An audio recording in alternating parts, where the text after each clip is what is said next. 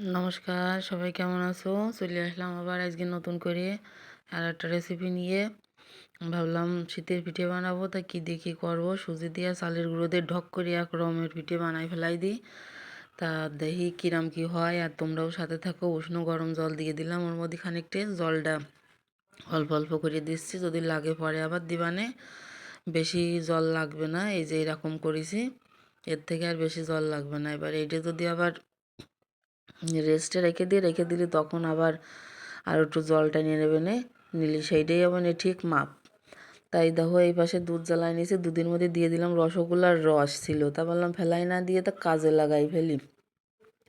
তাই রসগোল্লার রসটা কাজে লাগানোর জন্যই সুজি, দুধ আর চালের গুঁড়োর আয়োজন।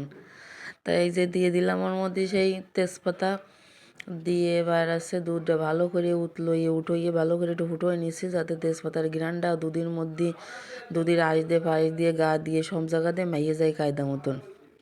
আর দিয়ে দিলাম খেজুরের খাঁটি গুড়, একদম খাঁটি গুড়, এটাও অর্ডার দিয়ে তৈরি করা।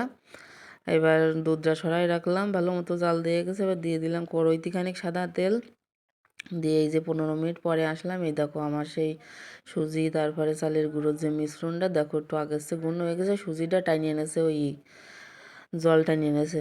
নিয়ে এবার এর মধ্যে তেলটাও গরম হয়ে গেছে, মেলা গরম করার দরকার নেই, হালকা গরম তেলে দিতে হবে। মেলা গরম দিলে শেষে মধ্যে কাঁচা থাইয়ে যাবে না, উপরে ভাজা হয়ে যাবে না।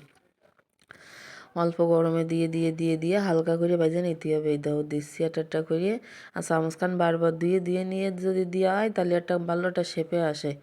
তা আমি তো একবার দুবার ধুচ্ছি, একবার দুবার মনে থাকতেছে না ব্যস্ততার জন্যে। আবার এই যে তোমাকে ভিডিও দেখাচ্ছি, সেই তালে আমার আসলে ওসব মনে থাকতেছে না। এবারে উল্টোই দিলাম, সব ভালোই আবার কইয়ে দিচ্ছি, উনুনের জালটা কিন্তু একদম কম রাখবা, তা নাহলে গা পুড়িয়ে যেয়ে ফুলিয়ে উঠবে না, মধ্যে কিন্তু শক্ত হয়ে যাবে না। একদম হালকা আছে ভাজবা একটু সময় নিয়ে। পিঠে পায়েস যত সময় নিয়ে বানানো হয় আর যত সময় দিয়ে খাওয়া হয় তত ভালো লাগে খেতে, আর ঠান্ডা হয়ে গেলে বেশি ভালো লাগে, গরম গরমও ভালো লাগে না। এই যে আমার এক সাপ্পা বাজে উঠোন হয়ে গেছে, এবার আর এক দল দিয়ে দেবো। এই তো এরকম গোল গোল করে দিয়ে দিচ্ছি, গোল গোল দিলে একটু ভালোই ঢক দেখা যাচ্ছে। পাও, যে কোনো জিনিস যত বেশি ঢক হয় তত বেশি ভালো লাগে দেখতে। কাজের কাছে সব কিছু কাজ যদি তুমি ঢক করে করো তাহলে সেরকম ঢক লাগবে না দেখতে। এই যে আমি এদিকেও আবার আর এক সাপ্পা ভাজায় নিচ্ছি, ভাজে নিয়ে এই সাপ্পা উঠে নিলাম। এই যে দুধ ছিল, দুধ প্রায় ঠান্ডা, বেশি ঠান্ডা না, উষ্ণই রয়েছে। উষ্ণ দুধের মধ্যে সেইগুলো সব ছাড়িয়ে দিলাম, মেলা গরম দুধই দেবো না, আবার একদম হালকা ঠান্ডা দুধেও দেবো না, সবগুলো একবারে ভেজে দিয়ে দিছি। ভালো একটা কায়দা আছে, দোকানের মিষ্টি যেরকম সেরকম কায়দা আছে। আর দেখো কী পরিমাণের কুয়াশা, রাত্রি বানাইছি, পরের দিন সকালবেলায় দিলাম খাতে আমার বাবারে, ও তো করছে এবারে সেই স্বাদ, আমি যে খাও আর খাও, এবারে সেইরাম শান্তি।